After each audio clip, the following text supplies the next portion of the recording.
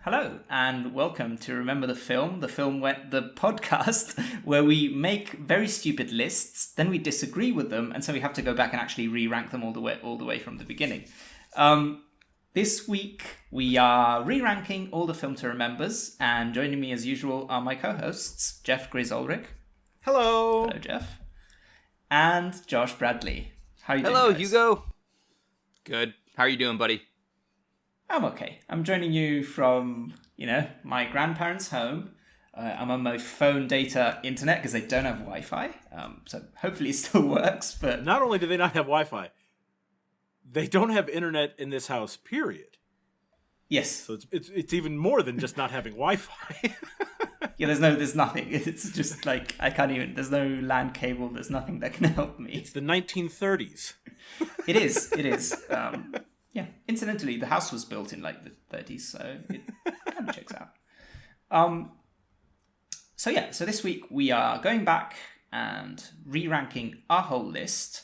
The way we did this is we each had our individual lists that based mostly on personal preference, more or less. And you guys both sent them to me, and I did some very basic math. So if a movie was ranked at number 30, it got 1 point. If it was ranked at number 1, it got 30 points. And I added them all up to come up with the new and improved, or all new, all different, if you want a Marvel reference, list of the film to remembers. Last week I said that our algorithm would be super proprietary, so thank you for just giving away the entire algorithm. Now people are going to steal that from us, Hugo. Good job. Everyone's going to be averaging stuff all over the world, and it's your fault. I'm going to have to cut this out now. I mean, yeah, they're going to have to do some really complex math, though. Like, it took me hours to figure out, 17 plus 13 plus 5. It's some tough shit, But real quick, can we cover how we've been doing the ranking? I'll non-system? Yeah, okay, go for it. The system was that after we discussed the movie, we would each raise our hands and basically and say where we liked the movie at until one of us put their hands down, and then that was starting from the bottom, starting right? from the bottom and Yes. working your way up. Okay. So if I liked the movie 15th best and Hugo liked it 10th best, once Hugo put his hand down at number 10, that's where it stopped. Mm-hmm. And of course, that was silly.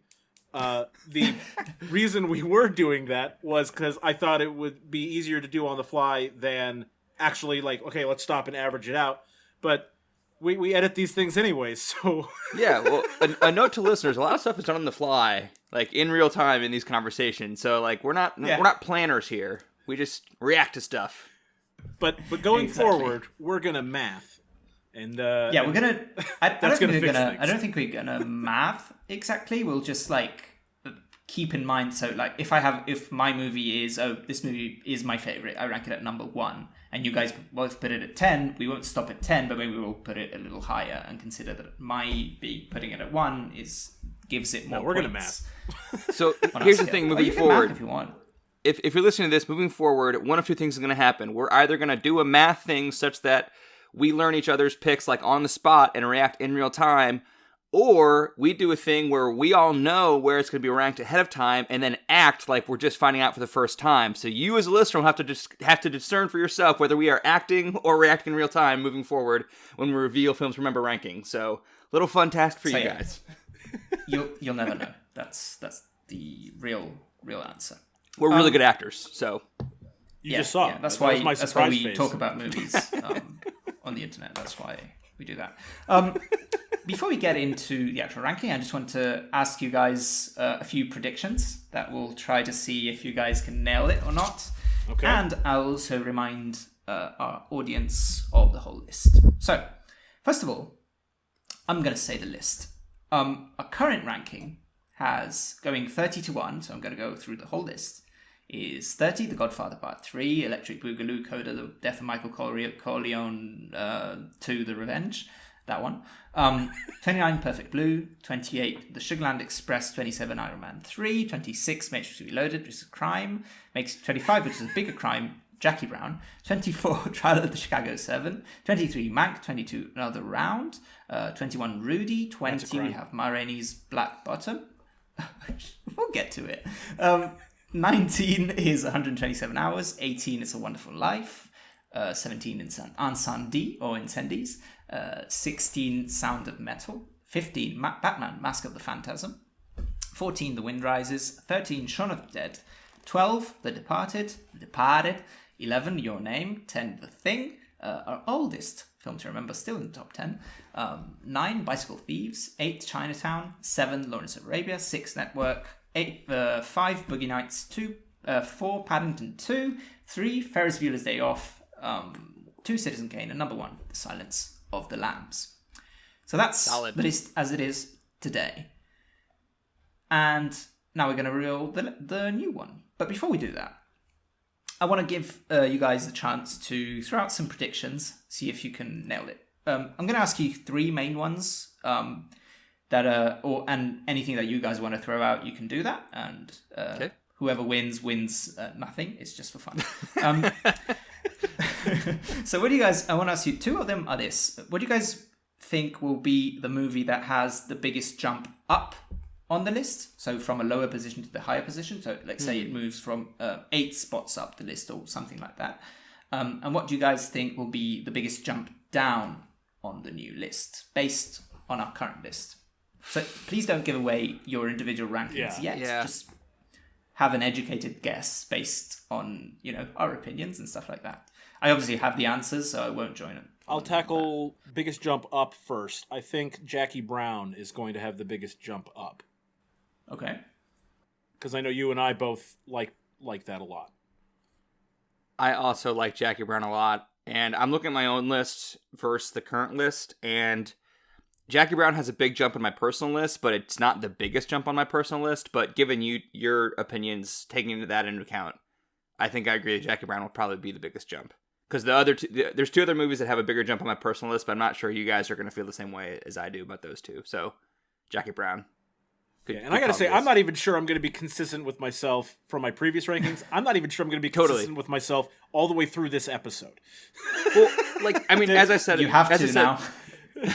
As I said at the end of last week, our feelings about these movies are evolving, and in my own defense, I guess in all of our defenses, some of these we're watching for the first time, the night before we record, and so it takes some time to percolate. So I'm not going to be consistent with how I ranked things previously, for sure. Yeah, I think this list, the new list also, and our new personal list also kind of reflects whether a movie that we watched for the podcast had staying power for us or didn't. So if it's a movie that we haven't thought about at all since we've watched it, maybe it was ranked lower, even though at the time when we watched it for the podcast, we kind of liked it a little more. Yeah, that's a good point. That's also an interesting wrinkle in it. I think for the one that I think is going to have the biggest drop, I'm going to say Network is going to have the biggest drop. Network. Yeah. We'll see. Interesting pick. I don't think it's going to end up necessarily near the bottom of the overall list, but I think we have it very high right now, and I think that it's going to drop fairly far. I have a few ideas. I have a few on my personal list that are a lot lower than they were on the official list, but again, kind of employing the same strategies before and trying to consider what you guys will also say. I'm going to actually disregard that piece of advice, and I'm going to say The Wind Rises.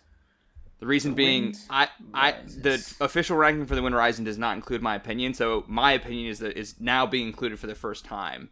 Oh, that's fair. That's a good point. So my ranking of it, I think, may have more sway than for the other ones that I'm thinking of for my re-ranking. Okay. That's interesting. Logic. Also, I'm sorry about The Wind Rises and my ranking of it. We can talk about it more if you like. We will when we get to it. When it's revealed. Because I do want to hear your thoughts. Sure. Another prediction I want to know is what do you guys think will be number 1? And if you're brave, you can throw out a top 3. But I specifically want to know number 1. Let's see if you can get it. Because there's different reasons why a movie might end up number 1. Yeah. I really don't. I don't know how you guys are approaching the list because I feel like I'm ranking my re-ranking is more or less how we've been doing the FTR ranking before, and I'm thinking you guys may have skewed more personal preference for the re-ranking, which is great. I definitely did. Yeah. My Yeah. approach was Me too. to rank it by how much I actually like the movie, or how much I would want to watch the movie again, more accurately. And then if there's ones where I wasn't sure, like I could go either way, I gave the edge to the movie that I feel has the greater cultural significance. So, rewatchability sounds like it was high on your system. Yeah, I mean, well, it's Okay. and not necessarily rewatchability. Like, I don't want you to think that it's just comedies that are No, I you know, got you. like, I got you. which I are got you. always very rewatchable. It's like, if a movie's really great, I'm going to want to watch it again, regardless of the genre it's in. For the most part. Okay. Yeah, and I I think- went mostly on just how much I like that movie, how much I care about that movie. It's just very much personal preference.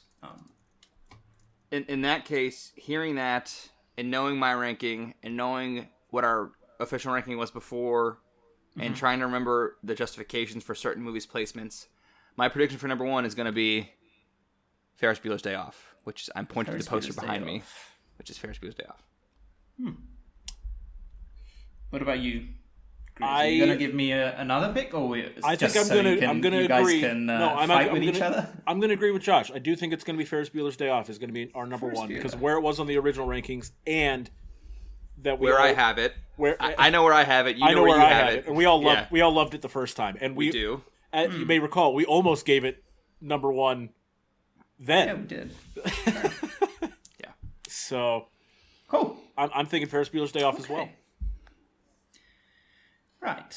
I also have another thing that I was thinking about was the lowest movie that got a number 1 vote and the highest movie that got a number 30 vote.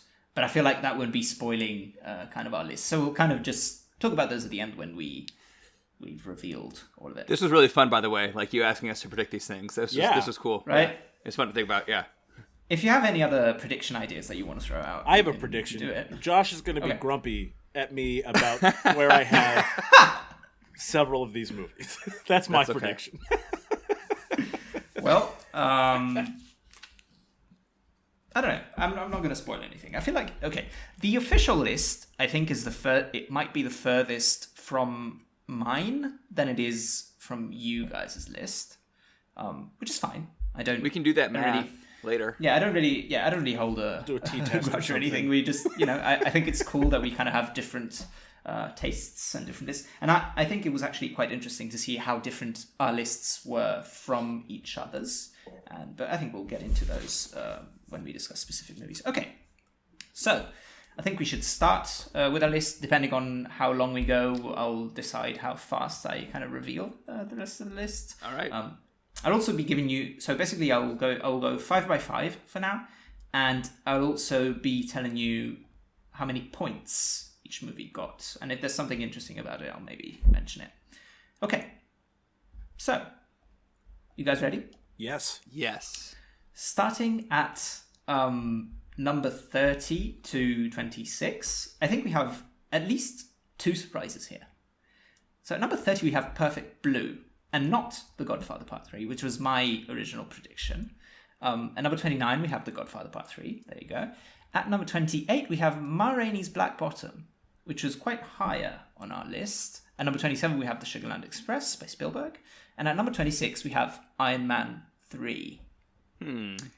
So, do you guys have any comments on that? I was quite surprised to see The Godfather not be dead last, to be honest.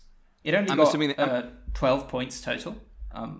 Well, Perfect Blue only got 9. It's the only one in single figures, so we really didn't like Perfect Blue overall. I'm assuming The Godfather's jump is a lot of my doing, is my assumption. It is. Yes. Oh. I had it Go ahead. last.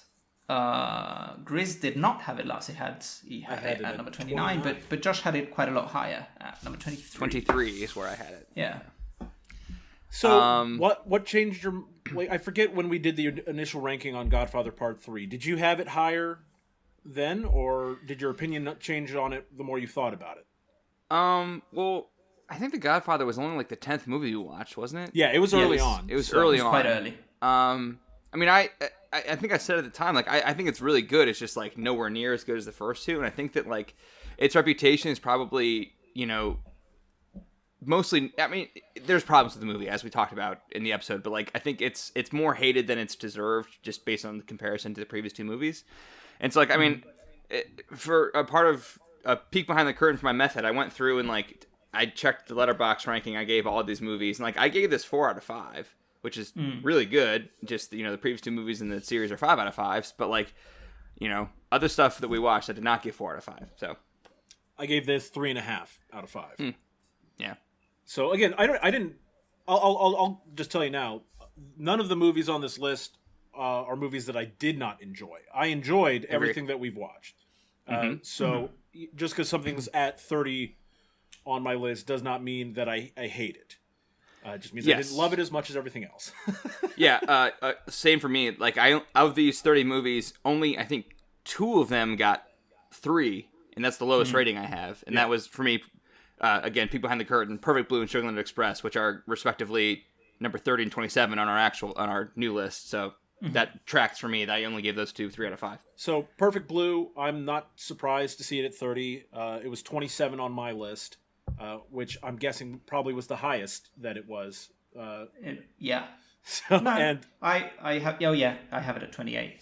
So, but we all had it around the same ballpark. So not a huge surprise that ended up where it did.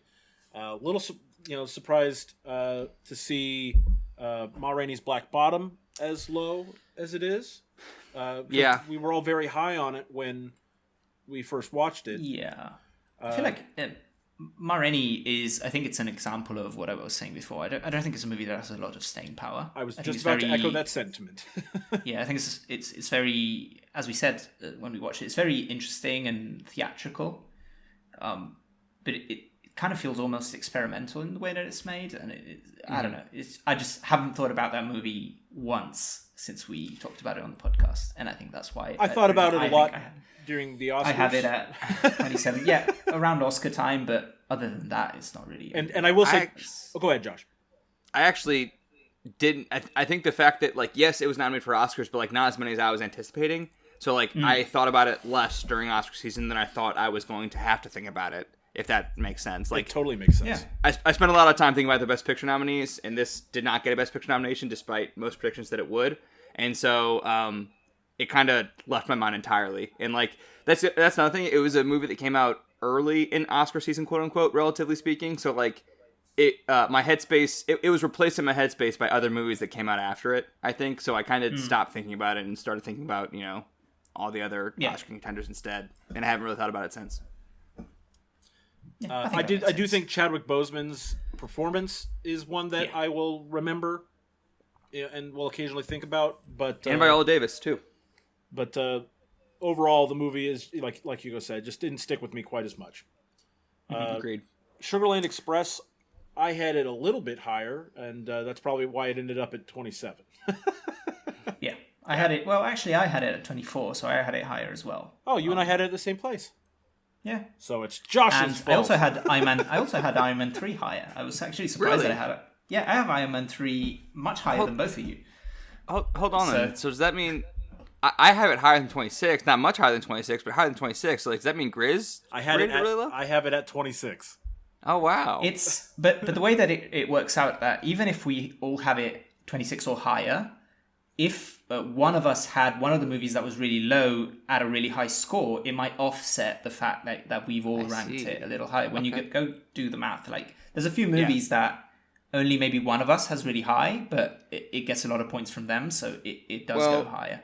I'm the only one here with a STEM degree, so I'm going to check your work after this, and I might I won't make any difference. I'm kidding. I'm just kidding. You can do that if you want.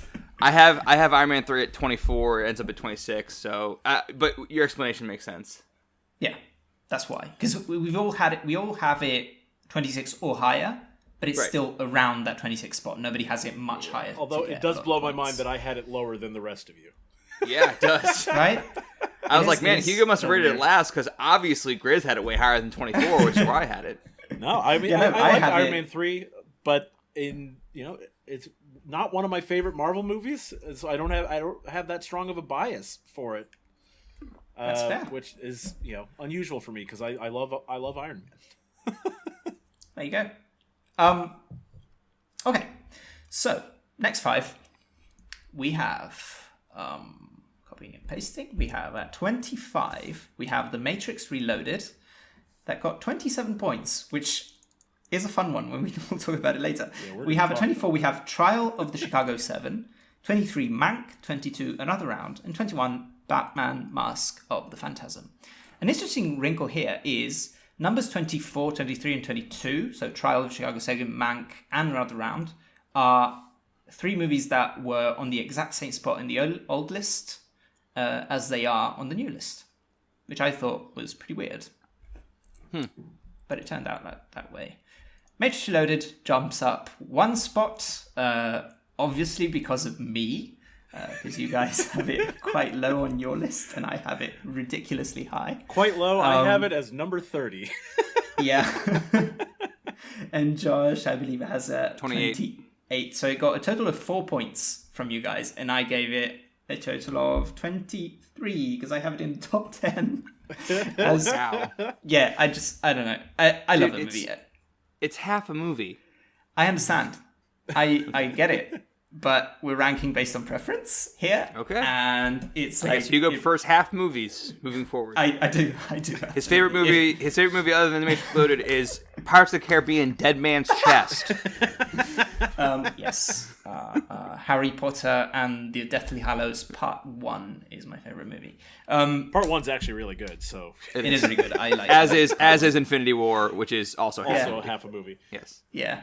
And also, to be fair, I don't know, The Lord of the Rings is one big 9-hour movie, if you think about it. They're not really complete movies by themselves. So yeah, actually, speaking of which, there's a video that made the rounds on Twitter a week or so ago. It was Ebert and Roper with their At the Movie show talking about Lord of the Rings, Fellowship of the Ring, and Richard Roper gave it a thumbs down.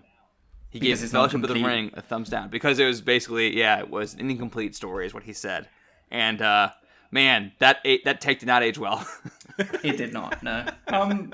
Yeah, I know I'm one of the few people who really loves this movie, but I just do. So I put it up there, and that's why it's fun. It only jumped up 1 spot, so it didn't really affect the list that much overall. So I want to know where you guys had Mank, because I had it.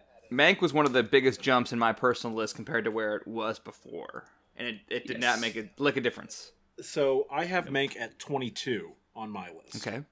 And I have it at 25. So yeah, I think this is probably another one for Hugo that it didn't have the staying power that he was hoping for. Yeah, it makes sense. I don't know.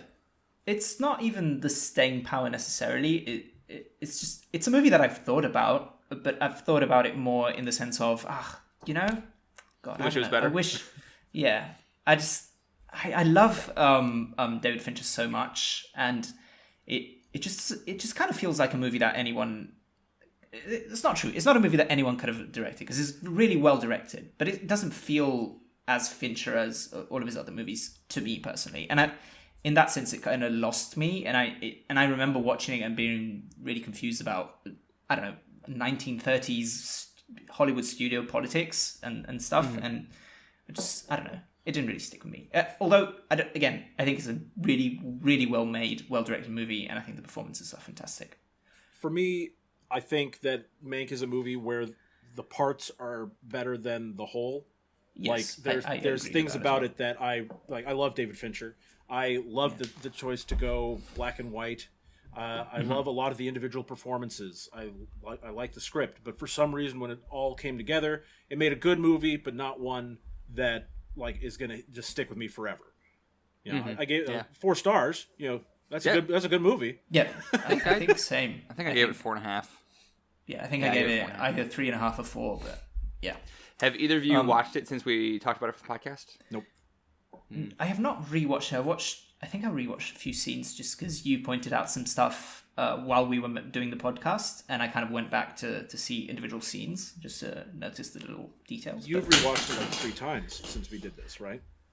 Yes. So, as I've mentioned, I do these videos on my YouTube channel, basically talking about the Best Picture nominees, and this was nominated for Best Picture, so I had to watch it 1 or 2 more times and to write a review of it and pull clips from it and that kind of stuff. And in the course of doing that, I found an awful lot more to like about it than I did on first watch. So I think it, like most Fincher movies, it definitely does reward subsequent viewings, and I mean, I was basically with you guys on first watch, but I've really, really warmed to it the more I watch it. And I think that some stuff that's not immediately obvious on first watch kind of jumped out at me on second and third watches, particularly like as I started like try to think about and analyze the movie so I could talk about it intelligently on my YouTube channel. I think there's a lot to talk about. So yeah, I really enjoy Mank. I want to talk a little bit about Trial of the Chicago 7. I know that Hugo did not like that movie. I shouldn't say didn't like it. What did you give it? 3 stars? Yeah. So I mean that's not a bad. That's not a bad movie. It's just not a great one. Yeah, I think it's the kind of movie that I think is well made, but I don't like it.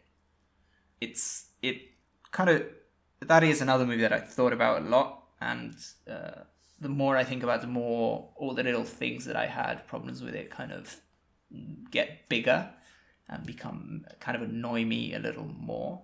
I just think the whole way that the story was the characters and the story being a real life story was kind of sanitized and made more palatable for a general audience. The way their politics were, simplified and made a little more, 2020 liberal and more centrist. It is something that maybe because of my political opinions kind of just rubbed me the wrong way a little bit. And so for me, like originally this was my favorite movie from 2020.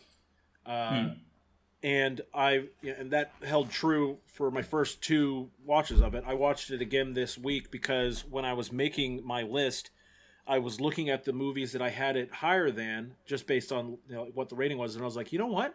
I don't think I like this movie better than some of these other ones. So I decided to rewatch it, and this time, having rewatched it with some of the thoughts that you shared on the podcast, Hugo, I was like, I wish that maybe this had been a little more historically accurate. And also, like when you pointed out, there were things that were said during the actual trial that would have been perfect dialogue for a Sorkin movie. It kind of blew my mind that those things weren't included. And so on this rewatch, I still really love it. It's still 4.5 stars for me. But like all of that is purely based on my love for the way Sorkin tells stories. And but it came down a little bit because of our discussion. And so that's I still have it way higher than the rest of you, I'm sure. But go ahead, Josh. I think what you said about Mank. I feel exactly the same way about Trial of Chicago 7, in that I really like a lot of the pieces, but I think that whole is less than some of its parts for me. And I also really love Sorkin stuff. But like I think this might be probably one of my least like Sorkin properties, to use that term, I guess. To basically the opposite of the famous intellectual property of Trial of the Chicago 7. Well, Disney's going to buy it. Yeah. Disney's going to buy it and make Trial of Chicago 8, 9, and 15. Disney's going to buy the Sorkin library for $4 billion in a few years and make a Sorkin theme park in Disneyland. Yeah. Okay, but for real, I would go to the West Wing ride for sure. I would go to the Social Network ride and just plant myself there and not leave.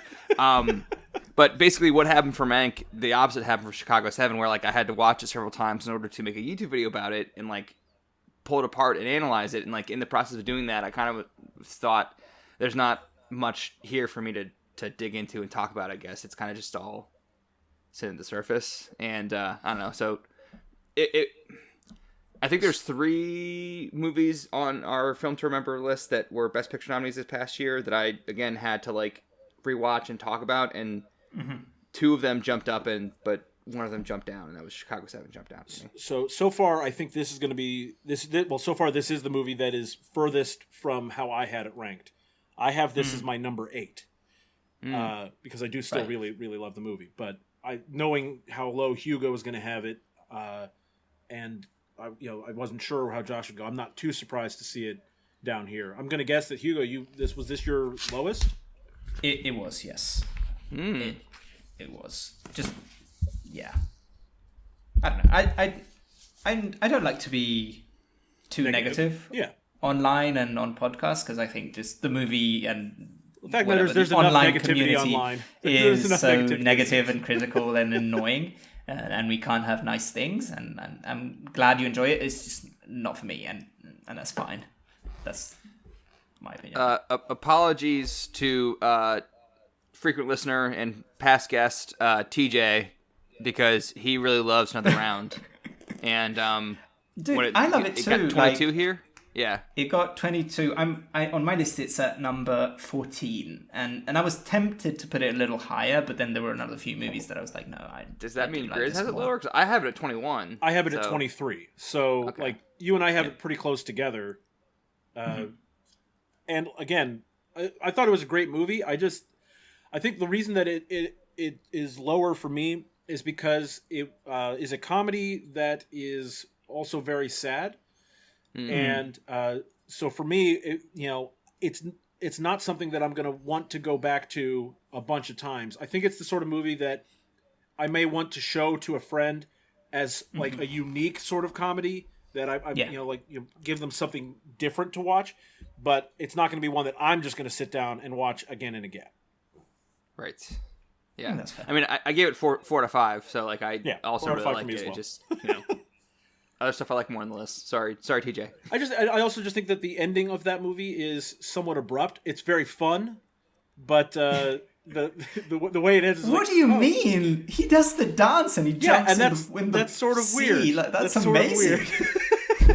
I think TJ really, really likes the ending in particular, so it's so you'll good. Take that up with him, I guess. Yeah, next time we have him on, you'll have to I didn't say it was bad. I just like another round. It's Mads Mikkelsen doing cartwheels and jumping into the sea with a suit. And I also think it's very enjoyable. I just think it's so odd. meta. Well, I also think that's like a cool catharsis for that character. Also, Sure, not only the fact that it's Mads Mikkelsen dancing, which is always awesome, but like it works character wise too. I think that's cool. It does. Yeah, I don't think it was a bad ending. I just think it was odd, and so I guess that's one thing that it does make me think about it. When I think about that movie, I think about the ending. Which I don't know if that's necessarily the thing that I should be thinking about the most from that movie, because there was a lot of really good drama and really other good humor to the movie as well. So I don't know. That's my thoughts again on another round / Druk. At 21, we have Mask of the Phantasm, and I don't know, it just kind of averaged out a little lower. I think we all liked the movie, but I don't know, it's the kind of movie that I really like, but when you're ranking it, it's kind of difficult for this kind of low budget 70-minute movie to just rank higher than all these other films for me. I don't know. There's something about how I had it at 20, so it's very close to where I had it. I had it at 18. Yeah. Again, 4 out of 5, and like there are several movies with 4 out of 5 for me, and this is like the second highest 4 out of 5. So like this one was pretty high on my list, relatively speaking. So you have a lot of 4.5s on your list. I have an awful lot of 4.5s. Yes. Yes. That's cool. All right. Everything 16 or higher on my list is either 4.5 or 5. Yeah, I'm very generous. I think that's the same for me. Like starting from my number. Oh my god, that's kind of the same for me. 17 and higher. 4.5. For me, it's 15. For me, it's 15 and higher is 4.5. Like we picked good movies, Yeah. So good for us. Good for us. That's why I think we should pick some less good movies. I think that would make some interesting discussions. I already pitched something to you guys that I won't say on mic in case we do it someday, but we should keep it in mind. We should. We can do some bad Next stuff. Next up, we'll just do some shitty movies. It's worth remembering bad movies too. Absolutely. It is sometimes. Okay, 20 to 16 we have. At number 20 we have 127 Hours. Number 19, Rudy. Number 18, Ansandi. Number 17, Jackie Brown. And 16, Bicycle Thieves. So, boys, Jackie Brown is higher than Rudy. I'm happy. Thank you for joining the podcast. and please follow us at RTF_pod. My work here is done. Yeah, I'm good. If my internet cuts out now, we did it. For the record, I rated Jackie Brown ahead of Rudy. For the record. Oh, wow. I did not. Wow. However, I'm disappointed in Josh, and I'm taking away his Notre Dame card. Well, listen to this. So again, I took the letterboxd ratings of all these movies, sorted by letterboxd rating, and then started to like tinker within each star rating on letterboxd to get my final order. With one exception, on my letterboxd, Rudy has 3.5 stars, but is currently positioned above most 4-star rated movies on my list. Mm-hmm. So it's like even though it's 3.5 letterboxd, it's smack in the middle. It's actually in the higher tier of the 4-star movies on my FTR list. So it got some some homer picks. Okay, so now this is, I'm. It's not as far removed as Trial of Chicago 7, I think. Actually, it's pretty comparable. I have Rudy as my number 3. Oh, wow. I love Rudy so much, and like we're talking about our personal biases. I know that Rudy is not everybody's favorite movie, but I love it so much. I feel so good for such a variety of reasons with Rudy that I can't help but have it super high on my list. And that means I'm a better Notre Dame fan than Josh. I'm really kicking myself, actually, to be honest. Like, I'm staring at my list and like I'm comfortable with where I have it, but like realistically it should definitely be higher. Like, at least like, I have it at 18, which is where it ended up on our list, so I match, but like 19. It should be like, honestly, I'm looking at this, and this could potentially be like top 10 if I'm really honest with myself, depending on like what mood I'm in that day. You know. So I think this is where it comes to. Josh can't take the film critic out of himself, and so he's rewarding movies that have greater cultural significance, and that's a fair way to do it. I'm not saying the thing is though, Rudy is a beloved movie even among critics, and like it's largely considered one of the best sports movies ever. Like, I'm not saying that as a Notre Dame fan. I'm saying that as fact. So like I could defensively put this in top 10, even use my film critic brain and not my Notre Dame obsessed brain. Notre Dame brain. You can do that when we do the re-rank at 60 movies. When we get to our 60th film. Let's do 50. Let's do it at 50. We're gonna switch. We're gonna adjust again. Fair. We'll see. Surprises here for me. It's Ensemble is a movie that when we talked about it, we were all very high on, but none of us had it particularly high. Like, Josh has it the highest, I think, at number 12. I have it 20. No, wait, sorry, Grizz. Grizz has it the highest at number 12, but nobody has it like as a top 10 of these movies, and I don't know why that is, but for me personally, I had it a little lower. I don't know. It's a kind of movie that is so tough and depressing that it's hard for me to say, oh, this is my favorite movie. It's pretty punishing. And yeah, and there's also an element of and I think it's kind of the same for me with The Departed as well. We'll get to The Departed. It's higher, obviously, but it's the same for me with The Departed. It's like it's kind of not one of my favorites of this specific director, but in this case, Denis Villeneuve or Scorsese for The Departed, and kind of that leads me to kind of rank it a little lower overall on our list. It's on a different curve, yeah, for sure. But it's the kind of movie that, you know, I could conceivably. I think I have it at a 4.5 out of 5 on letterboxd. I have 4.5. It's kind of movie. Oh, this is great. So well made. 9 out of 10. That's my critical opinion, but my personal. I don't know. I wouldn't consider it a favorite. No. Yeah, definitely. So we've talked about a lot how like I like feel good movies, right? And so it is a little not a feel weird. good movie. It's a little weird. Maybe the least feel good movie on the list, actually. Possibly. Yeah. But another thing, and this is very unusual. As much as I love feel good movies, I also love movies that just punch you square in the gut. You know, and so like this hasn't been a film to remember. But like the example I always give for this is 7 Pounds with Will Smith. It is just a devastating movie. It's so sad, and I love it. And sometimes I just love a movie that makes me feel super sad. Well, yeah, you need that sometimes for sure. Yeah. And Ensemble is just an absolute gut punch. It is a tough watch, but there's surprises, and so you get some fun twists with the movie. Air quotes fun. Yeah, air quotes fun. I guess air quotes fun. Not actually fun. But yes. Like in terms of entertainment, it is very interesting, and so I think that's why this movie resonates so well for me, is because it scratches that itch to feel bad. Yeah. And so that's why I have that so much higher. I think. Also, I just love Denis Villeneuve. I think we all love Denis Villeneuve, so not a huge surprise. But 18, I'm not unhappy with that placement. I have it at 20, but again, I gave it 4 out of 5 stars. Just everything 16 higher is 4.5. But I mean, I really like this too. It was a, like we said, it's just pretty punishing, and I haven't watched it since we saw it, but like I remember it being a bit of a slog, like more so than most of his movies. It is a little slower, yeah. We did kind of breeze past it, but 127 hours. I have that at 16 on my list. and I know Josh really likes it a lot. So I would anticipate him having it around where I had it. 14. Okay, So that means Hugo had that means Hugo hated it. I had it a little lower. I had it at 23. Okay. I don't know. It is quite a bit lower. Yeah. It is quite a bit lower. Another movie that I think is really good, but it's the another movie for me that the staying power just isn't really there. It's like I think the story is so much more interesting than the movie for me personally. Even though the movie is very very interestingly directed, and I don't know, for some reason that just didn't. So for you, it's the sort of thing that if someone was telling you, "Did you hear this? Did you hear about this guy?" and he's telling you this story in a bar, you'd be like, "Wow, that's the craziest freaking story I've ever heard." That is so interesting, yeah.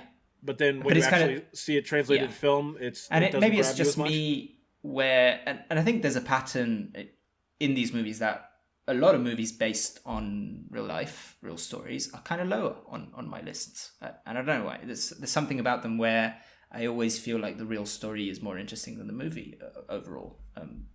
Not sure why. I think Aaron Ralston's story is a very interesting anecdote, but I think the movie tells an accurate depiction of that anecdote, but also is extremely emotionally resonant for me. Yeah. The last, I mean, we talked about the music. But like the last 15 minutes of that movie is just intensely cathartic for me. It was when I first saw it 10 years ago. It was again when I watched it a few months ago.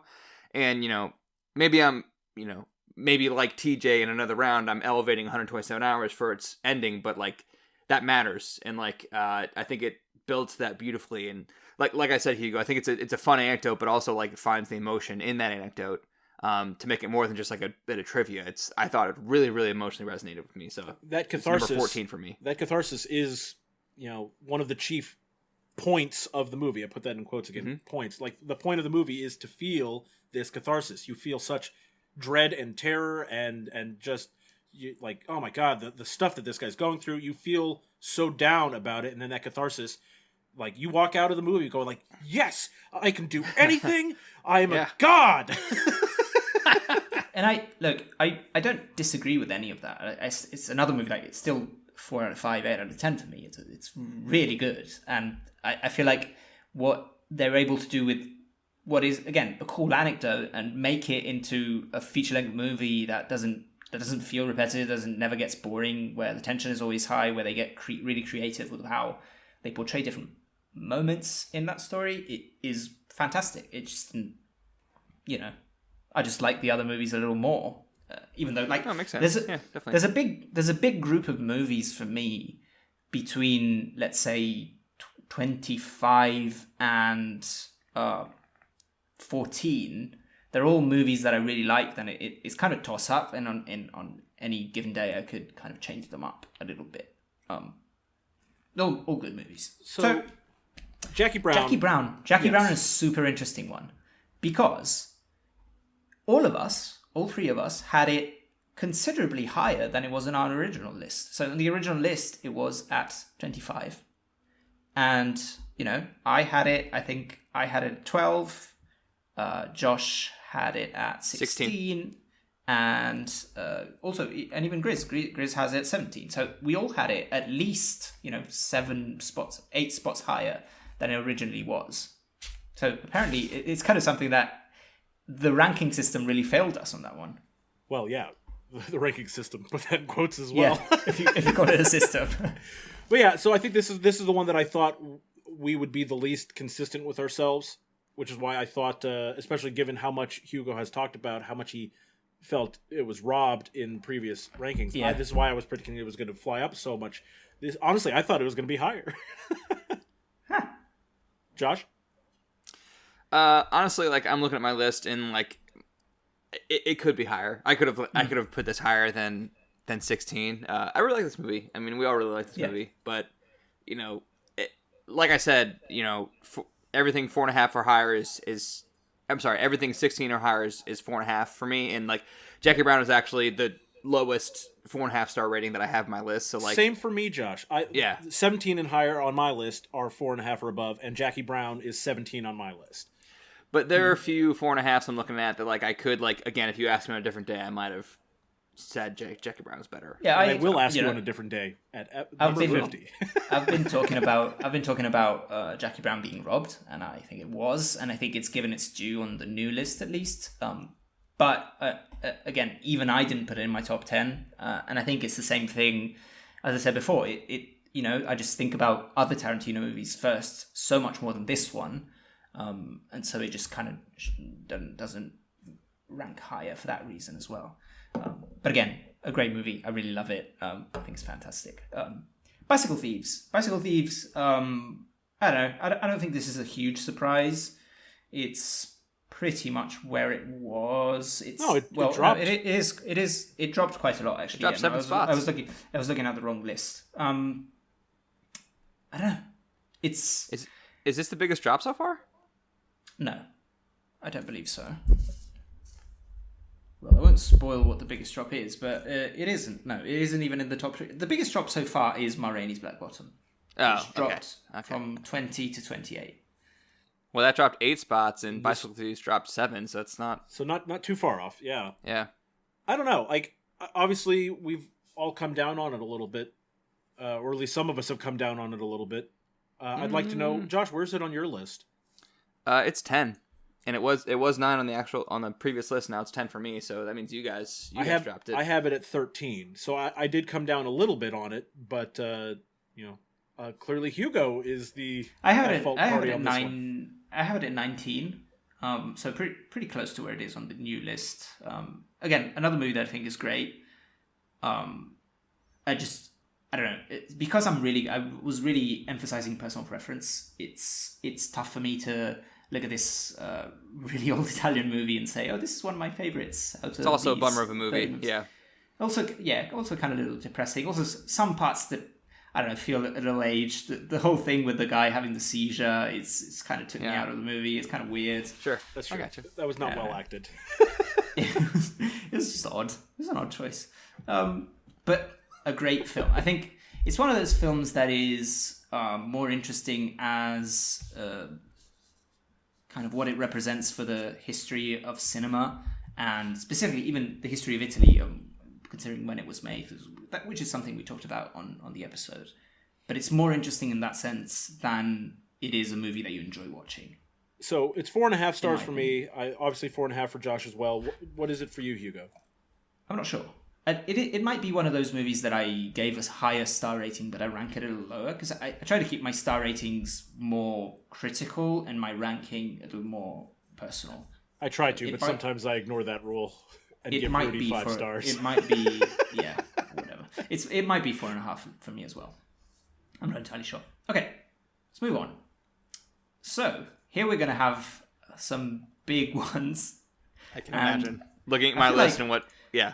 Yeah, we have a controversial pick for everyone on this next 5. All right. Number 15, Sound of Metal, which is, I don't know, I think that's pretty standard. But number 14, we have Network. Number 13, we have The Wind Rises. Number 12, we have Your Name. And number 11, we have Chinatown. So, we have a movie that Grizz put at number 1. A movie that I put at number 2, and 2 of Josh's picks for his favourites, I believe. I mean, they're pretty high on your list. I think Chinatown. Wait, hold on. So hold on. You said Chinatown was 11. Yes, Chinatown's 11. The Wind Rises was 12. Your Name is 12. Wind Rises is 13. Okay. Wind Rises. I'm trying 13. to mark this as well. Yeah. So Wind Rises is number 2 on my list, and it doesn't even enter the top 10. That's my doing, I believe. Yes, I mean, Wind Rises is number 11 on mine. So interesting. Yeah. So it kind of averages out. So you see, ranking it higher gives it a lot of points. So the individual who puts it higher does push the movie up quite a lot. Your Name, I believe, is number 1 on Grizz's list. That is correct. My favorite doesn't movie get into the top 10. And Chinatown. That's also Josh's doing. Yes. Chinatown on your list, Josh, is number 3. It is. Right?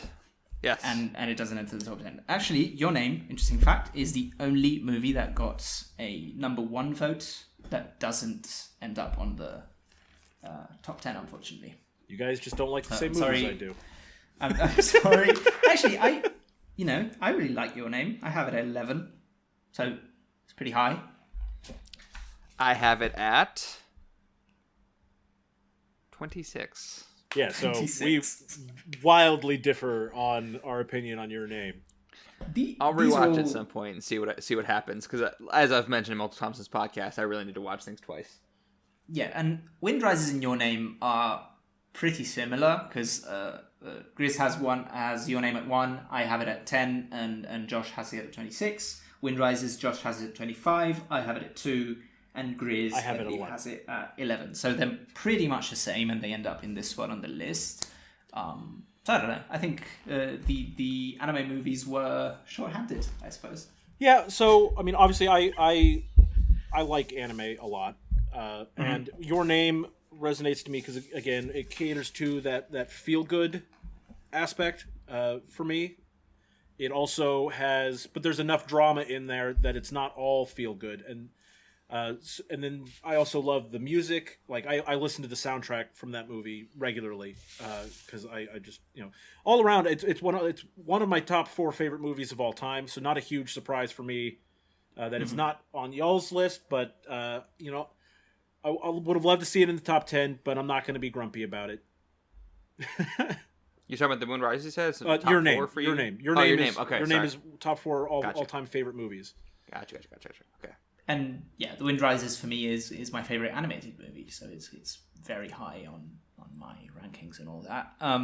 Network, Grizz guessed correctly, is the biggest drop with a whole 8 spots. So it's tied with Ma Rainey, but since it was higher, I would consider Network to be the biggest drop. It dropped from number 6 to number 14.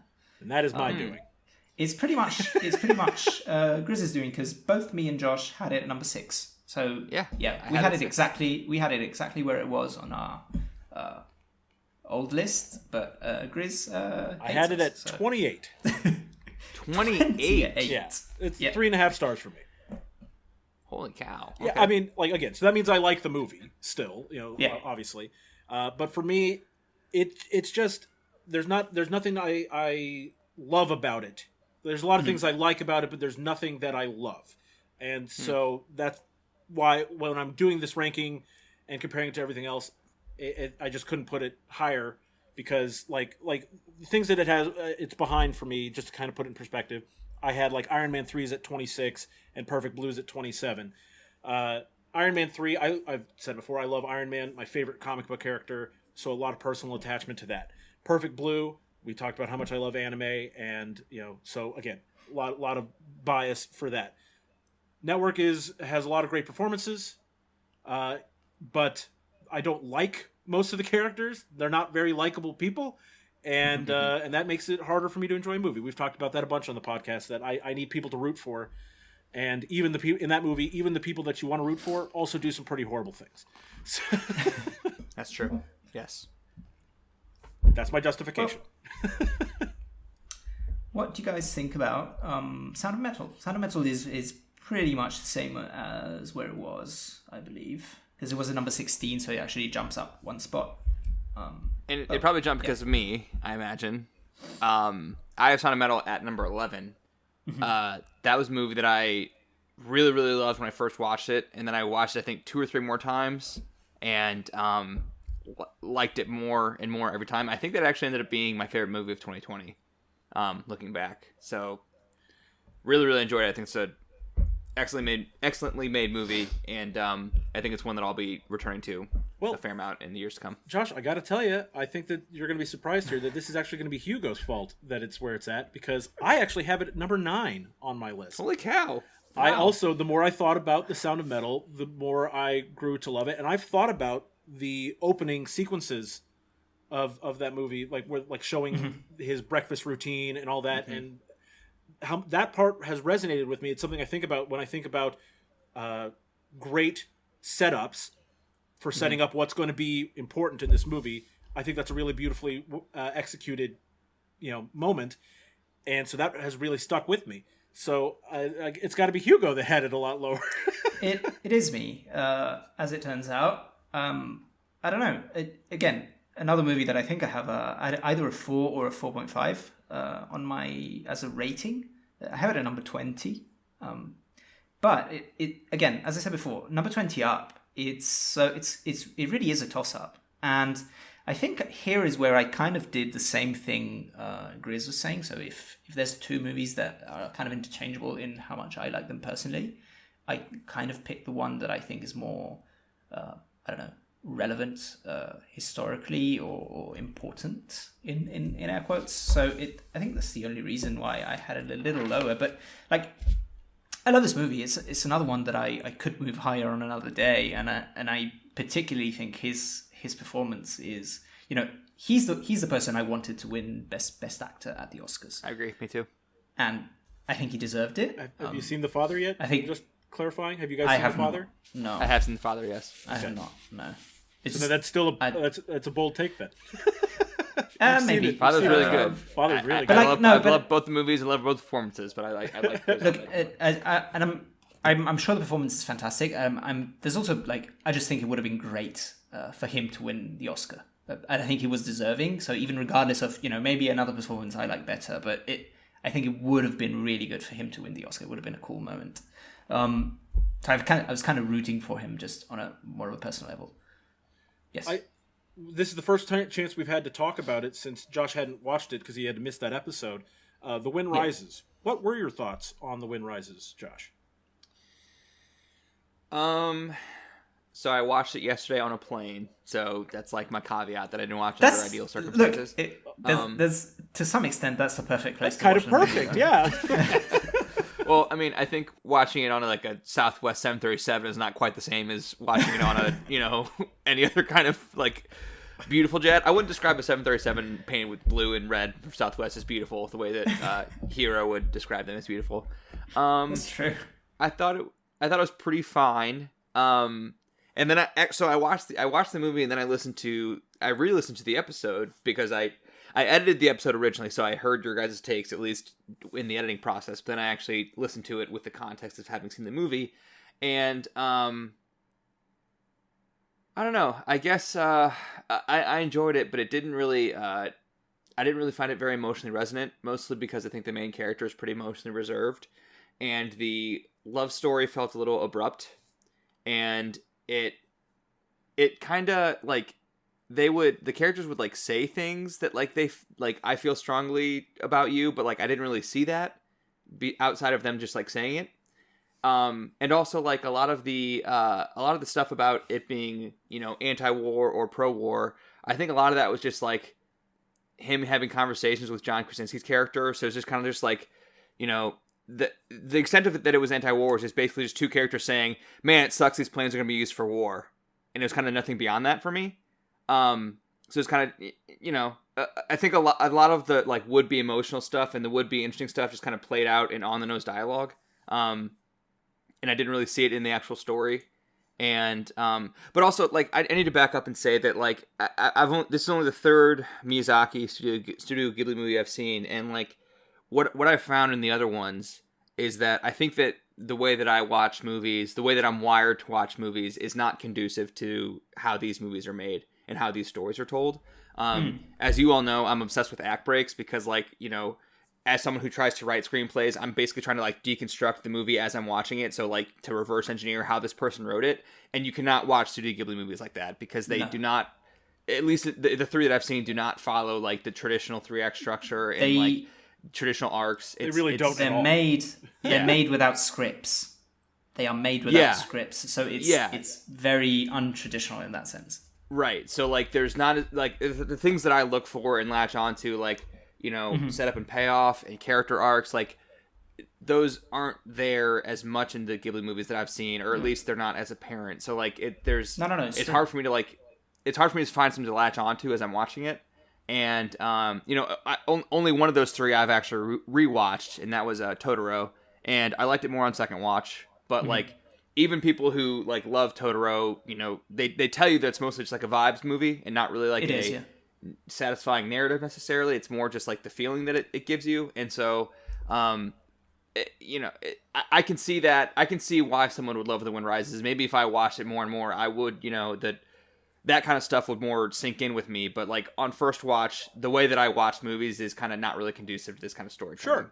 which is why I think it's kind of low for me. Well, I'm actually really glad to hear that take, because obviously we disagree on how much we like it. Especially Hugo absolutely loves The Wind Rises, but your reasoning makes sense to me. Like, I can totally grasp why you feel that way. Yeah, absolutely. Also, like, so I am technically I'm a mechanical engineer, but like aerospace mechanical engineer. That's my day job, and like, I kind of just don't really find it interesting, the kind of stuff he was doing. Oh yeah, use flush rivets so you can reduce drag. I'm like, yeah, obviously. But that was a new thing then. That was a new thing back then. Like at the time, it was a good invention. I just want one last question on The Wind Rises. What did you think of the sound effects? Because I feel like that's the sort of thing that either you love it or you hate it. So I didn't even notice them until you mentioned them on the podcast. So what you're alluding to is the fact that all the sound effects, all the plane noises and gun noises are just like people using their mouth to make those noises, right? Yeah. I had no idea. So like I watched the movie and like the sound effects I guess sounded normal to me. So like in hindsight, I didn't know until you said on the podcast that those were just like, again, mouth noises, which is insane. That's insane. Yeah, okay. So then that means you appreciated it. Yes, I think that my take is like, holy crap, I can't believe they were able to do that, because I didn't even notice. I thought it was just like a regular Foley set, but no, it's just guys going. That's cool. That's really cool. Okay, so last one on this group that we need to talk about, Chinatown. Yeah. Obviously, this is one I thought that Josh would be going to be grumpy with me for. Okay, he has it at 3. I have it at 18. Okay. I have it at 16. So again, based on how much I like these movies, it's still pretty high on my list. I think it again. I talked about it briefly when we did the ranking, because I wasn't there or whatever. But for me, it's just kind of the ending, as iconic as it is. It just didn't completely land for me, and I do think like up until like the last 20 minutes, this is a vibes movie. It is kind of a hangout movie, and I really enjoy it for that, even though it is very well structured in the sense that Josh, you will talk about. But just being in LA with this guy kind of walking around and going to these dams and figuring out why the political system is doing what it's doing in the film, and then it turns out that it's kind of not. That wasn't really the issue, but it's still that it's very interesting, intricate, really well written. I think it kind of I think it based on just film noir and the posters for the movie. I thought it would look a little more visually striking than it actually does. But you see, yeah, that makes me think, oh, the whole movie is going to be kind of at night with interesting lights and smoke, and it's really not. It's really mostly set during the day. It's all very grey and brown, even though the cinematography is really good in the way blocking is done and all that stuff. But yeah, I don't know. It's a little lower, but I still think the movie is fantastic. One of the best written movies that we've watched. Yeah, there's nothing wrong with the script, Josh. Yeah, absolutely. I'm amazed that you called it a hangout movie, because I think it's like the absolute opposite of that. I don't know.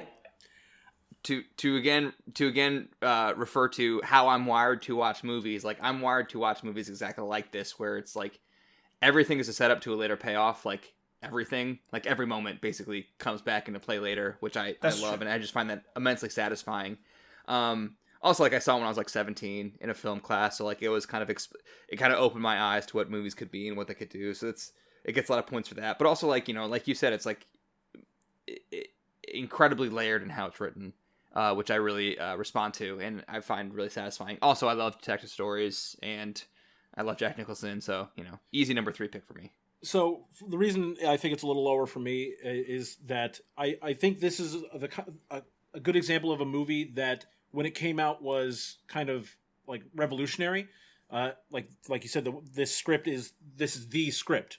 This is everyone who wants to learn how to write a script. This is one of the examples you use, right? Mm-hmm. But because of that, I think that other movies since then have built off of things from Chinatown that I think, they're standing on the shoulders of giants here with Chinatown. So for me, it's just that I think there's newer movies that I just like better. and it's not a fault of Chinatown, but it doesn't. Yeah, it makes sense. It doesn't stick out to me as like a movie that I'm gonna like. I got to talk about all the time. Unlike Josh. Okay. Okay, so next up we have numbers 10 to 6. We'll see if there are any surprises there. So at number 10 we have It's a Wonderful Life, which, jumps up quite a lot from where it was on our list. Citizen Kane is at number 9. At number 8, The Thing. Again, I said before, this is the first film to remember. And not only was it on the top 10 before, but it's jumped up on the top 10 now. So, good for you, The Thing. 7, Lawrence of Arabia. And number 6, The Departed. So, I think So, The Departed goes up. The Thing goes up. And I believe It's a Wonderful Life goes up. But Citizen Kane goes down. It's a Wonderful Life went up a lot. Yes. Went up 8 spots. It's a Wonderful Life went up a lot. Yes. Tied with Jackie Brown. It went up 8 spots. And The Departed went up how many? The 6? Departed went up 6, yes. 6 spots. The Thing went up 2 spots. It went up 2 spots. Lawrence of Arabia. Lawrence of Arabia stayed the same. Is exactly the same. Yeah, it's the 4th movie that stayed the same. And then we have The Departed. Yeah, number 6. So It's a Wonderful Life went up a lot because of me, I'm sure. Yep. I have that as my number 6. Number 7 for me. So yeah, we both jumped it up. It's one of my it is my all-time favorite holiday movie. So, it's tough to like talk about like holiday movies in the context of other movies, but for It's a Wonderful Life, as much as I associate it with Christmas, there's enough of the story that's not Christmas that I think I'm able to kind of place it among these other movies better than I would if like I was comparing it to like the Santa Claus or something like that. So I'm happy to see it move up a lot. I think it deserves it. It's one of my favorite movies, and this is a movie that I watch every year because I love it so much. Yeah. I think actually kind of the opposite reason, but same result for me. I have it at number 7. Not one that I've really... I think it was actually the first time I watched it start to finish was for the podcast. Even though it's on TV all the time, and I know everything that happens in it, I never actually sat down and watched it, and I found it to be completely worth the hype when I actually sat down and watched it. Even though I know exactly where it was going ending wise, I still cried at the ending because it's so well built up to and so cathartic to again use that term. As good as advertised, and it's advertised really, really highly. So number 7 for me, great movie. Hot take: It's a Wonderful Life, great movie. Yeah. Stop the presses. Big hot take. Again, another movie. It went quite a lot lower for me. I have it at 22. It's the kind of movie that while I'm watching it, it especially at the end, it kind of engrosses you and with the big emotional moment, and it gets you. But I don't know. Thinking back on it, there's nothing about it that I don't know, stuck with me. And it feels as emotional. How is that possible? I don't know. How is it possible? It doesn't feel as emotionally resonating to me when I think back on it as it did while I was watching it. I don't know if that makes sense. Do you think it's part of it's just that it's so? I mean, it's the American zeitgeist, right? Small town America, yeah. It is. There's definitely an element of it of being just. Too optimistic about stuff that I'm not optimistic about. That when I think about the movie, while I'm watching it, I'm thinking, no, this guy got his way, and that's cool. But when I think about the movie afterwards, which is something I said on the podcast as well, but it is still the good banker that saves the little guy against the bad banker, and I don't know. It's very unskeptical about things. In Hugo's mind, there's no good bankers. Yeah, no. I don't believe that, but it's just very unskeptical and optimistic about things that I am very skeptical and not optimistic about. And so, when I think about the movie afterwards, it feels very artificial, even though it is very emotionally honest. The film, especially considering when it was made and all the acting, it is emotionally honest, but it feels, I don't know, antithetical to what I believe. and so it's kind of difficult for me to put it higher. And it's still pretty high on my list, considering all that, because there's still movies that are lower than it that I really like, such as, I don't know, even Sugarland Express or 127 Hours. There's still movies that I really like, and I still put this higher because I do think the fact that it got me so much emotionally when I watched it, it does mean that the movie is really well made and well structured, and it kind of gets you. It kind of gives you a warm hug while you're watching it, and you feel that. But I don't know, thinking about it afterwards, it just didn't hold up for me in the same way. So who's to blame for Citizen Kane dropping to number 9? Certainly not me. That's me. Okay. I have it at 19. 10, so still, it's in my top 10. I have it at 19. So Hugo has it at 10. You have it at 19. I have it at 5. So basically, Grizz and I are more or less canceling each other out, and Hugo is the deciding factor. But we all put it lower than it was on the list originally. Right. Which So I thought was interesting. I think that makes sense, because I think we all kind of know that Citizen Kane is, if not the most important movie of all time, it's one of the most important movies of all time. So we were giving it bonus points in our initial ranking because we know how important the movie is. But coming back and talking about it from the perspective of movies that I like best, it's just not there. I give it 4 out of 5 stars.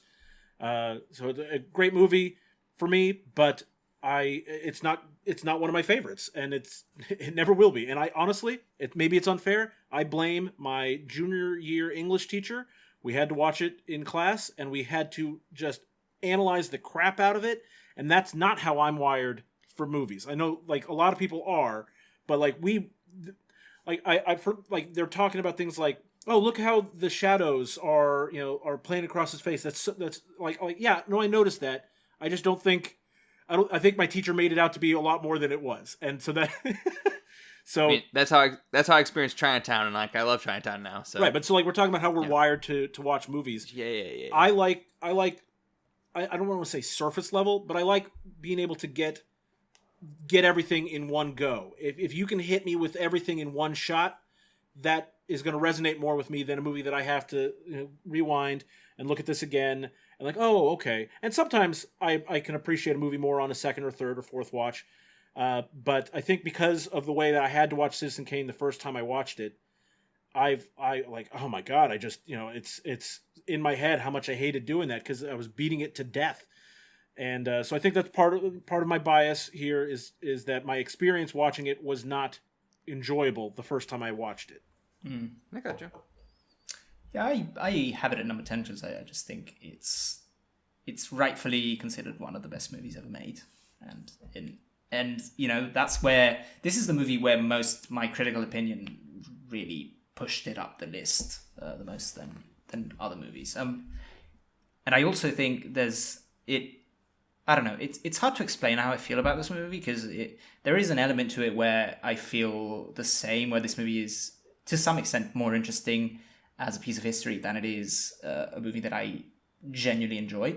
But I actually really enjoyed it when I watched it, and more so than other movies from this period and other super highly beloved, highly regarded films. This did stick with me, and I think there's something so universal about his story, even though it is told in 1940s way to some extent, obviously, because the movie is really interestingly structured and feels really modern, which is another reason why I think it stuck with me better than other old movies that we watched. But there's something so universal about his story that feels completely relevant today that just pushed it up for me. It's a number 10, which again on my list I consider that pretty high because the top 10 I would say are all movies that I really, really love on a personal level as well. So, like The Thing, for example. Do you have The Thing in your top 10? I do, yes. Me too. The Thing is at 9 on my list, so pretty high. I have so it's 8 on the official list. You have it at 9. I have it at 8. I have it at 15. You have 15. Mm-hmm. Wow. Yeah. So like I'm the highest person with 8 and ended up at 8. Yeah. It's crazy how this math works out. It is crazy, but so for example, Network is a movie that we both have at 6, but Grizz had it so low that it ended up being lower than The Thing, and the fact that it kind of averages out that way to some extent. So Yeah, yeah, my issue with the Thing is I gave it 4.5 stars. So like not really gonna have a whole lot of bad to say about it. But I think the reason it falls lower on me is that it's in a genre that I historically do not like. So it might be the best horror movie I've ever seen. I could probably say that, but because it's a horror movie, I'm not going to go back to it very often. yeah. For me, it's I just love sci-fi, and this is, I don't know, maybe my second favorite sci-fi horror movie after Alien. So I don't know. I just really like Alien. it. We should watch Alien. We should absolutely watch Alien. I'm down. Feature film to remember, Alien. Absolutely. This is also 4.5 stars for me, but I just happen to list this as the highest 4.5 star rating. So it's against my number 8, so that means I have 7 5-star movies, 3 of which have already been named, by the way, and have already been 4 of which have already been named and are already off the list. So, oh no, tough break. Yeah. Chinatown, Citizen Kane, Network, and It's a Wonderful Life are all 5 stars, and then The Thing is the number 1 4.5 star. But yeah, Thing's awesome. Great premise, great execution. Yeah. Holds up. I think it's awesome. It's just one of those movies that this is cool. This is great. Yeah. There's not that much to say about it in terms of themes and all that, but it's just really good cool, and the effects at what it does. The effects are so cool especially for the time it was made. I mean, I think there is stuff to say about it, but I think like it's pretty self-evident why it's awesome. Yeah. Like you don't really have to dig into like the deeper things to get appreciation of it. You can appreciate it just watching it on the surface level. Yeah. And so Lawrence of Arabia and The Departed, 2 of Grizz's favorite movies. So yes, so Lawrence of Arabia is 4 on my list, and The Departed is 2 on my list. So, and again, we said this when we recorded the episode where we talked about The Departed. The Departed is again one of my top 4 favorite movies of all time. So, none of my top favorites have made it into the top 5. So, as grumpy as Josh is going to be, I will be right there with him. Well, not necessarily true. We'll see. But yeah, I think The Departed is where we differ the most. I have it at 18. But Lawrence of Arabia, I have it at 13. So still really high for me, because I think the movie is incredibly impressive. I talked about some stuff that... So you've Lawrence of Arabia at 13? Yep. Okay. Where did you have it, Josh? I have it at 15. That means Grizz had to pull it up a lot. Yeah, so I had it at 4. Because it's at 4. So yeah. And this was the movie where I was looking at, because I was looking at how I have them rated, and I have Lawrence of Arabia. I have 4.5 stars, and I had Trial of the Chicago 7 at 5 stars, and that was the one where I was like, well, hang on a second, no, I like Lawrence of Arabia better than Trial of the Chicago 7. I need to rewatch this movie. So that was the reason why I went back and watched that again, because I was like, no, I definitely like Lawrence of Arabia better. And what'd you say you had The Departed at? The Departed is my number 2. Number 2, okay. Yeah. Which I know that's a take, obviously. But again, I have it I had it at 9, so higher than we had it before. We had it at 12 before. I put it at 9. I mean, I really like The Departed, so. Yeah, I have it at 18, and it again, for me, it's first I think of that movie and I'm like, oh, this is good, but it's not that other movie from the same director that I really like a lot more. It's not Shutter Island. It's not Shutter Island. It's not Taxi Driver. It's not even After Hours that I watched. Hugo, it's a lot better than Shutter Island. I love Shutter Island. But and also there's other stuff about the movie that I think we talked about on the podcast. I just think it's kind of, I don't know, the editing I think is sometimes a little confusing. It's messy. It's a little messy. Yeah, it's kind of, I don't know, it gets a bit tiring. I don't think the movie needs to be as long as it is, compared to other Scorsese movies that I do think need to be as long as they are. I just think it could have been streamlined a little more. But yeah, still a really good movie. Yeah, I mean, I don't love the Madeline, Leo DiCaprio subplot, but I mostly think there's not an ounce of fat on the movie. Like, yeah, it's 2.5 hours long, but even though I don't love that subplot, I think it's very briskly paced. I think it's really I also think it's important. Like, that subplot is important to a lot of the payoff of the movie, because is it? Well, yeah, because kind of, it's because of that relationship that he forms with her that the actual final moments of the movie can occur the way they do. where she listens to the tape and you know and all that stuff. So They don't need to sleep together for that to happen, though. okay, yeah, but their relationship is important. So I can see the argument that them sleeping together felt a little abrupt. But you know, I don't know. It's one of my favorite movies of all time. I love the narrative in the Departed. I'm a big fan of twists. And I also just love a moment where your jaw drops, and The Departed has several moments where you're just like, I can't believe that just happened. And, you know, it's one of my favorite movies to watch with people who haven't seen the movie before, because when you know what's going to happen, I just kind of peek over and see what, are they going to freak out? Oh, they freaked out. Well, again, I mean, like, I have it 4.5, and it's the second highest 4.5 behind The Thing. Like, I have it number 9. And, like, Hugo, I also completely agree with you that it's, like, far from my favorite Scorsese. I don't even know if it's in my top 10 Scorsese, to be perfectly honest. But we also haven't watched any other Scorsese movies for this podcast. So if we watched Scorsese's filmography, his filmography would be in, like, they would take up most of this list, most of the top 10 for this list. But, you know, even if The Departed is not one of his better efforts in my mind, it's still better than most movies. So number 9 for me, I think, is what I had it. Number 8, yeah, number 9. All fair points. Still, you know, pretty high on our list overall, considering, like, I think our top 5 is stacked. Like, we have some great absolute films. Bangers in the top 5. Absolute bangers. Okay, so we're going 4 to 3 now. We need 5. Yeah, we're going, sorry, I did it wrong. We're going 5 to 3. And we have, number 5, we have Boogie Nights.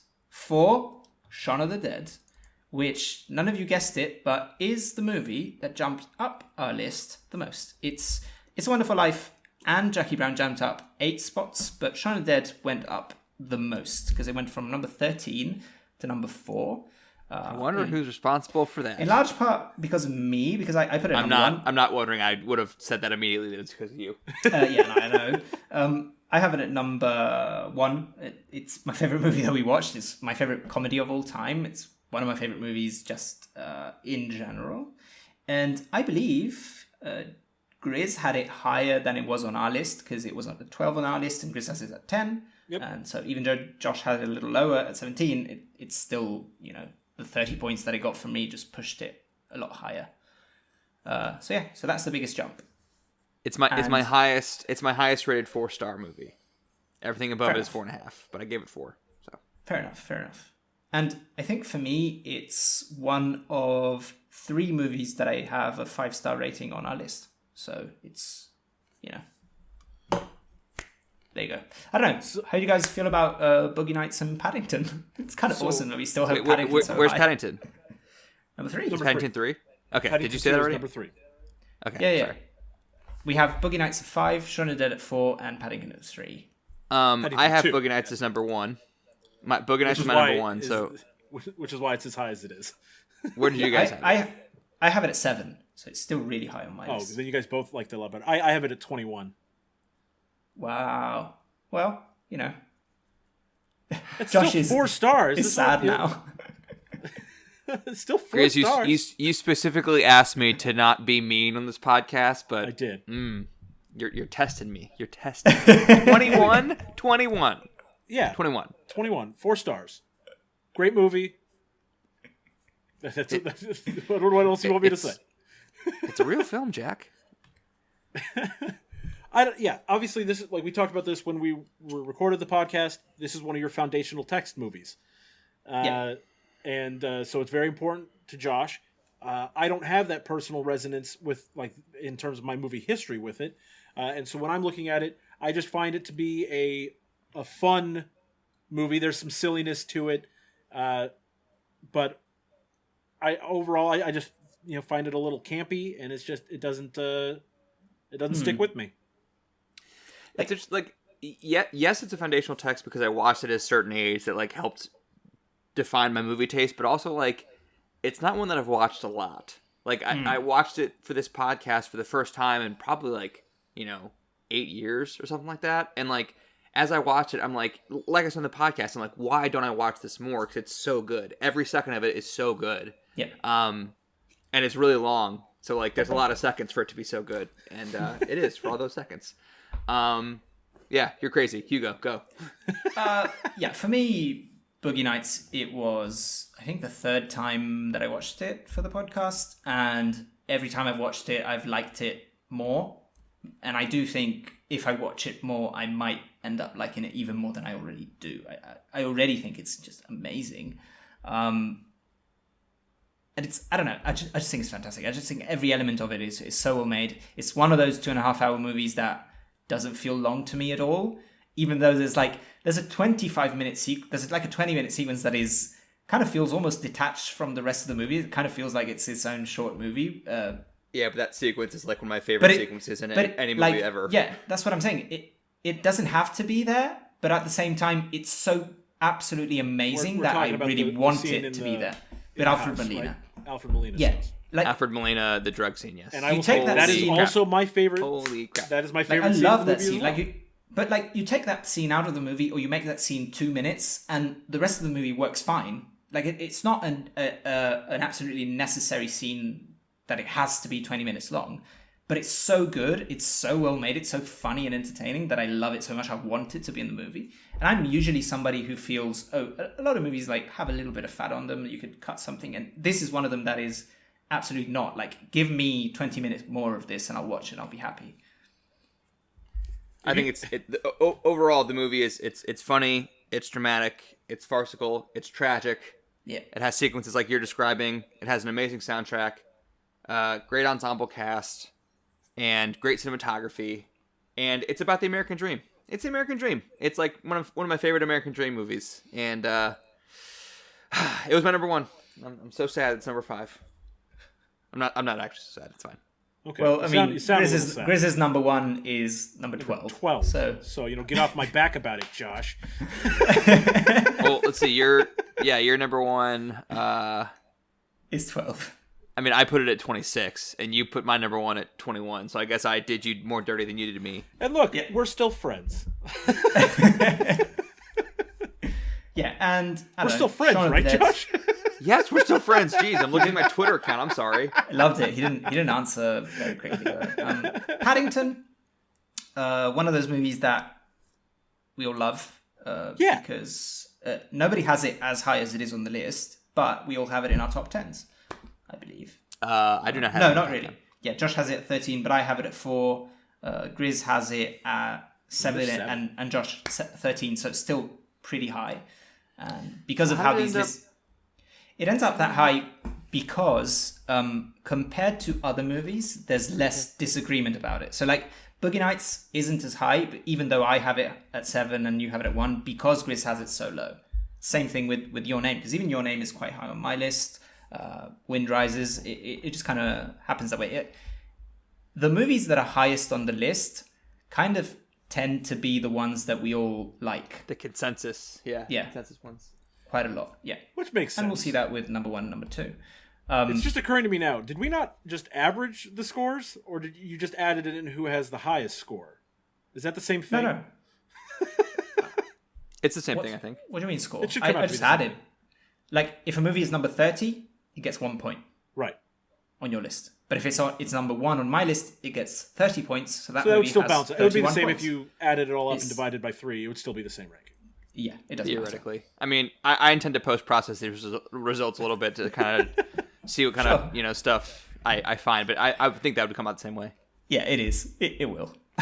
Paddington 2, we talked about this. It's just the absolute feel-good movie of all time. Yeah. I just love it. Can't feel sad. I mean, I might be exaggerating a little bit there, Josh. I saw your little smirk. Classic Josh smirk. Just my thinking face. But it's like I can't feel bad watching Paddington 2. Like every moment, start to finish, it's like that warm hug that Hugo was talking about with It's a Wonderful Life. You get that the whole time with Paddington 2, and it's a hug from a little bear, so it's even better. Also, one with the ending elevates it for me. It's, as I've said a few times in this list, that ending is so freaking perfect, and I'm about to start crying thinking about it. So move on. So number 2 and number 1. Do you guys have a guess? I mean, we know what the 2 movies are. But I mean, do you think you guessed correct? It's gonna be Silence of the Lambs and Ferris Bueller's Day Off. is some order of 1 and 2. We all guessed Ferris Bueller, or me and Grizz both guessed Ferris Bueller would be number 1. Silence Lambs was our number 1 though, and like we watched that fairly recently, so I think are you sticking with your predictions? I'm positive that Ferris Bueller's is still going to be number 1. Okay, based on your ranking, I'm assuming. Yes, because I know where I rank. Lambs. I have Silence of the Lambs at 14. So I mean, I have Silence of the Lambs at 2 and Ferris Bueller at 4. So like either one of them could be the number 1 based on my list, but based on that, I guess I'll stick with Ferris Bueller's number 1. Well, you would be correct, because Silence of the Lambs is our number 2, and Ferris Bueller's Day Off, you know, it was destiny. We almost did it the first time, and it ended up at number 1. Again, this is a prime example of none of us had it higher than, I believe, 4. Correct? I had it at 4. You had it at 4, I had it at 5, Grizz had it at 5. But because we all had it really high on our list, it ends up being the number 1. That's really interesting. That's very interesting. Because there's no strong disagreement on it. Like, we all really liked it. Even though nobody liked it the most, it's still number 1. We don't have any top 3 movie that is number 1 on any of our list. Because Silence of the Lambs is at 2 on yours. I have Silence of the Lambs at number 3. And Grizz has it at 14, as he said. So, yeah. So it shakes out that way. Are you guys happy with the top 2? Because I kind of am. I am. I'm happy with that top. I think it really. I'm happy with our top 3. Yeah, it's hilarious to me. It's hilarious to me that we have Ferris Bueller's Day Off, Silence of the Lambs, and Paddington 2. One of these things is not like the other by a big margin. Yeah, because obviously, like Paddington, one of the best movies of all time. The other two are okay. So, no, but like, yeah, I think overall the top 2 definitely reflects kind of our tastes and how they combine, and I think the top 10 overall, I think that now we can get to sort of comparing the whole lists. I think it makes a lot of sense that Ferris Bueller's there, because we were all kind of in agreement that it was definitely the movie where all 3 of us really loved it when we talked about it, and nobody was really critical the same about level. it at all. We all loved it at about the same to level. To the point that we were going to put it at number 1. And I think with Silence of Lambs, it did end up at number 1, but Grizz, you were outvoted, correct? I was. You didn't have it on number 1. Yeah, so it kind of, it makes sense that it doesn't end up at number 1 on the final list. And I like Silence of the Lambs, and we talked about it, as we watched it fairly recently. It took a long time for me to even watch this movie the first time I watched it, because I thought it was going to be a horror movie. And then it's not. It's very much just a really good thriller. And so I do love it. It's 4.5 stars for me. So not a huge surprise that it's number 2. But really the only reason that I don't have it higher on my list is that, again, I just think that it's a movie that people have learned from, and so there's movies that have come out more recently that I think have built off of things that were learned from Silence of the Lambs, and so since I came to it so late, it's hard to really fully appreciate it for what it was at the time that it was released. That makes sense. I think it really holds up. I mean, it does. It holds up even 30 years later. I gave it 4.5 stars. It holds up really well. So just in comparing the top 10s, some movies went out of the top 10 pretty severely, like Bicycle Thieves. Chinatown just missed it by 1 spot. Network went down a lot, because I think, as I said, Network is the one that jumped down on the list the most. But I think overall the top 10 reflects a combination of our tastes a little more than it did before. Because, Citizen Kane is still in there, Lawrence of Arabia is in there, The Departed jumps in there, even though it wasn't before, and it's Grizz's favourite movie, one of Grizz's favourite movies. Shaun of the Dead jumps really high on it, because Grizz helped me out on this, because he put it at number 10, which gave it a lot of points. It's so funny, and just when we were talking about it, it's just the visual comedy, as we've talked about, it's textbook visual comedy. This is, obviously I didn't go to film school, never going to go to film school, but if I had to teach a lesson on visual comedy, this would be the prime example I would use. And this and Ferris Bueller. Ferris Bueller, for that matter, yeah. So yeah, I thought it was really interesting that It's a Wonderful Life made it to the top 10, and it makes sense because you guys both really love that movie, and it wasn't before. I do think the overall list again reflects our different tastes a little more than the one before, just because assigning points based on where we rank it just gives more weight to how much we care about different movies. Still sad The Matrix Reloaded didn't make it into top 20, but I mean, I get it, it's fine. I'm the only person who likes that movie. I'm looking at the top 10. Like our new top 10, 7 of these 10 I also had in my personal top 10. So like, yeah, it's pretty decent. Yeah.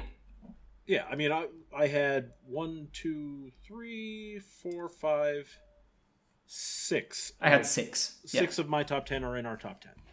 Yeah, and 6 of mine. Yeah, I do think this definitely overall encompasses our actual feelings better than the original listed. Also, I think that looking at this list and just talking about it all at once kind of confirms what I've thought for a long time, which is that I really like the dynamic that we have between the three of us, that we have such varied tastes in movies, and so that does lead to big discrepancies, but it also makes it so that when we all agree on a movie, it really is something special for us, because we clearly like wildly different things for the most part. I don't even know if we like different things, but I think we emphasize I think the personal enjoyment that we get out of a movie, regardless of our more critical opinion, I think the personal enjoyment that we get out of a movie comes from different things. Yeah, and I think that's kind of reflected in the way that the list shakes out overall. So yeah, that's our new list, which we will try to maintain a new, more nuanced system as we rank the movies that come up. Speaking of rankings and films to remember, next week, because Space Jam is coming, Space Jam 2 with LeBron James is coming out soon. The NBA Finals are going to be soon, so we decided we were going to do Space Jam. Woo! That's going to be a lot of fun. I don't know. It's been a while since I watched Space Jam, actually. Me too. It's been a minute, but I'm so excited. It's been a few months for me. I watched it very recently. That's awesome. But I love Space Jam, so I'm excited to talk about it with you guys. Hell yeah. Heck yeah, man. So that was our re-ranking. Next week, Space Jam. And I don't know, if you enjoyed that, please give us a rating, give us a like, subscribe on all the platforms, whatever platform you prefer. You can find the podcast on Twitter at RTF_pod. You can follow us individually at Grizz. At Good Game Grizz on Twitter. At Brosh Jadley on Twitter. And you can find me at Hugo Pinay.